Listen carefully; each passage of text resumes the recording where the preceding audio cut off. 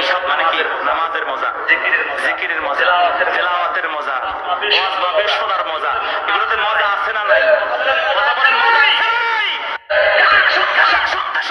হঠাৎ হুজুরের আওয়াজ বন্ধ হয়ে গেল। হঠাৎ আর উনি কথা বলতে পারতেছেন না, চেষ্টা করতেছেন কিন্তু কথা বলতে পারতেছেন না। আল্লাহ তাআলা যেন ওনাকে শিফা দান করে। আল্লাহু আকবার, আল্লাহু আকবার, আল্লাহ।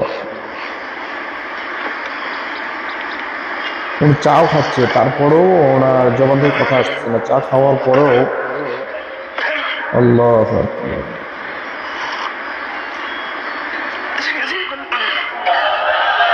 উনি শেষ মুহূর্তে উনি জিকির, শ্রোতাদেরকে জিকির করাচ্ছেন। কি এক অবস্থান! আল্লাহ সুবহানাহু ওয়া তাআলা শিফা দান করেন। আমিন, আমিন। উনি খুব চেষ্টা করতেছেন কিন্তু মুখ থেকে আর কথা বের হচ্ছে না ওনার। আল্লাহু আকবার, আল্লাহু আকবার।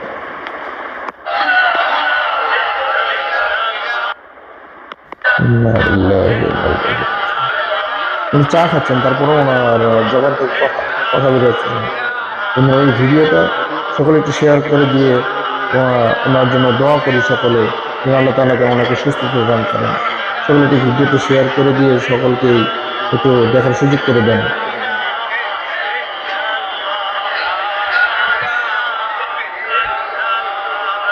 সুন্দর কোরআনের আলোচনা করতেছেন, কিন্তু হঠাৎ করে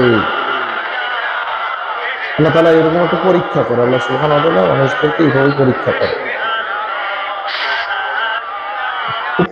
উনি খুব চেষ্টা করতেছেন যে কথা বলার জন্য, কোরআনের কথাগুলো বলার জন্য, আসলে ওনার জবান থেকে বের হচ্ছে না। খুব কষ্ট লাগে দেখি। আল্লাহ তাআলা যেন শিফা দান করেন। শেষ মুহূর্তে উনি উঠতে বাধ্য হলেন। ঠিক অবস্থান!